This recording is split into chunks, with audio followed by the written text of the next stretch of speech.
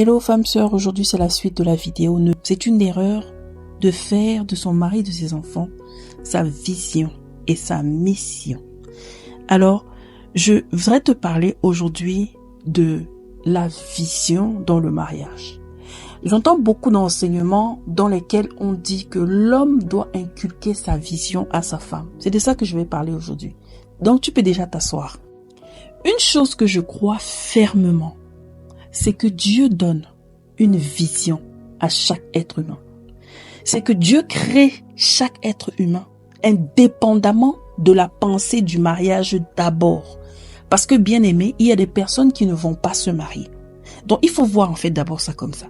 Indépendamment de la pensée du mariage, Dieu crée chaque être humain avec une vision, avec quelque chose, un plan ultime, un but à accomplir.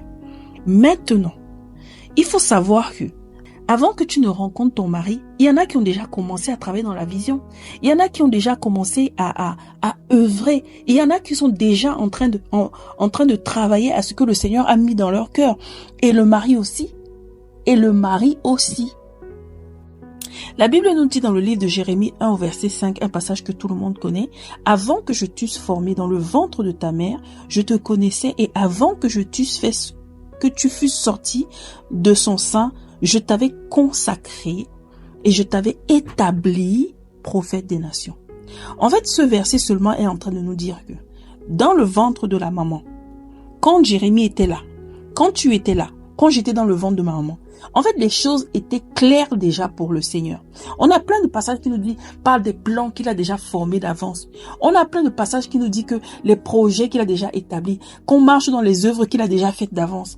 Bien aimé, quand on est dans le ventre de nos parents, le Seigneur, c'était déjà clair dans sa tête. C'est pourquoi c'est important d'avoir une relation avec le Seigneur pour savoir ce à quoi tu es prédestiné, ce que le Seigneur a prévu pour toi, la vision qu'il avait pour ta vie avant d'écouter d'abord à gauche, à droite, avant d'aller à gauche, à droite, pour qu'on te prophétise ici, pour qu'on te prophétise là-bas. Ces choses doivent être des confirmations de ce que le Seigneur t'a déjà dit, de ce que le Seigneur t'a déjà montré et de ce que le Seigneur t'a déjà fait ressentir. Et ce passage est en train de nous dire que tout est déjà acté avant que tu ne sortes. Quand tu vas sortir du ventre de ta maman, sur le chemin de ta vie, le Seigneur va seulement te confirmer, te rappeler à ton souvenir que voilà pourquoi tu es là, voilà pourquoi je t'ai amené ici, voilà pourquoi je t'ai appelé là. Et la femme comme l'homme reçoit une vision personnelle de Dieu. La différence, c'est que dans le mariage, ces visions sont harmonisées. L'homme n'est pas le créateur de la vision de la femme. L'homme n'a pas à inculquer sa vision à sa femme. Et arrêtons de dire qu'il y a deux visions. Parce que ce soit ta vision, que ce soit ma vision, que ce soit la vision de mon grand-père, que ce soit la vision de ma belle-mère, que ce soit la vision de mon oncle qui est au village, tout ça là, c'est la vision de Dieu. Le socle, c'est la vision de Dieu. Réconcilier le monde avec Dieu. Le socle, ce sur quoi tout ça s'appuie, c'est un socle commun. Réconcilier le monde avec Dieu. Que tu évangélises, tu réconcilies le monde avec Dieu. Que tu fasses des films pour prêcher l'évangile, tu réconcilies le monde avec Dieu. Tout ce que nous faisons de manière différente, la Bible dit qu'il y a diversité d'opérations. De manière différente, c'est juste pour atteindre la vision de Christ qui nous a donné, faire des disciples. Cette vision qui nous a donné à tous, faire les disciples. Maintenant, la façon de faire est différente. Donc, même dans un couple, quand on dit que le mari inculque sa vision, ce n'est pas vrai. Ce n'est pas vrai. Permettez-moi de le dire. Permettez-moi de le dire. L'homme a sa vision. Le mari a sa vision. L'homme a sa vision. Le mari a sa vision. Et ce ne sont pas deux visions différentes qu'on a. Ces deux visions ont pour socle commun la vision de Christ, réconcilier le monde avec lui-même Dieu. Bien-aimé. Maintenant, c'est la façon de faire qui est différente. Et quand le Seigneur met deux personnes ensemble, ils se rencontrent dans ces choses-là. C'est harmoniser. Dieu ne fait rien au hasard. Dieu ne fait rien au hasard. Il y a des personnes, comme moi par exemple, le Seigneur m'emmène à parler aux femmes. C'est pas ce que le Seigneur demande à mon mari.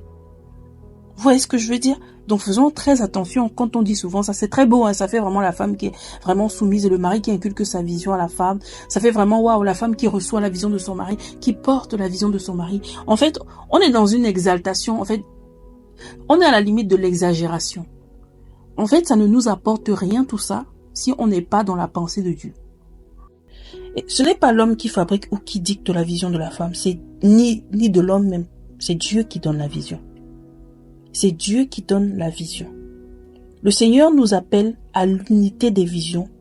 Ces deux visions qui se réunissent en lui. Quand tu prends l'exemple de Déborah, Déborah est une femme mariée. Sûrement c'est une bonne femme. Sûrement elle vit bien dans son mari. Sûrement elle a une bonne relation avec son mari. C'est toi et moi qui allons regarder de l'extérieur pour dire, ah, Déborah est juge, Déborah est dehors, elle est toujours dehors, elle n'est jamais avec son mari, on la voit jamais avec son enfant, ainsi de suite. On la voit jamais ceci, on la voit pas faire la vaisselle, et tout et tout. Mais Déborah est dans sa vision, et pour accomplir sa vision, c'est dans ça qu'elle est juge. Elle est en train de juger les personnes. Mais, si tu vois son mari la laisser faire, c'est parce qu'il y a une corrélation. Il y a des couples où ils ne s'entendent pas, ça c'est autre chose. Mais cet exemple biblique que le Seigneur est en train de nous dire, son mari est mentionné, mais il n'a pas imposé sa vision à sa femme. Peut-être tu ne fais pas attention, mais son mari est sûrement en train de faire ce que le Seigneur lui a demandé de faire. Mais les deux se retrouvent pourquoi? Parce qu'ils servent le Seigneur. Les deux sont unis pourquoi? Parce qu'ils font la même œuvre. Ils servent le même Dieu. La Bible nous dit qu'il y a un seul Seigneur, il y a une seule église, il y a un seul évangile. Ils sont dans ce un seul-là, mais ils le font de manière différente. Il faut faire attention. Quand on prend l'exemple de Priscille et Aquilas dans Acte 18 là-bas, c'est un couple, ils servent ensemble. Vous voyez, Priscille est enseignante. Elle est enseignante, elle avait sa propre compréhension aussi de la parole. Ils faisaient les choses ensemble. Ce n'est pas que c'est la vision du mari. Le mari ici là, c'est Jésus-Christ. Le mari, c'est Jésus-Christ. La femme peut avoir une vision, le mari la soutient. La femme soutient aussi son mari parce que nous sommes appelés à nous soutenir. Mais il y a quelque chose que le Seigneur a mis en ton sein qui brûle. Ce n'est pas la même chose que le Seigneur a mis. Parfois tu es là.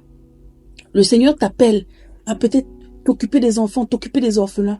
Et tu vas te plaindre parce que ton mari n'a pas le même feu, le même zèle pour ça. Et j'ai entendu parler d'un couple où le mari, lui, le Seigneur avait mis un feu pour lui, pour l'Afrique.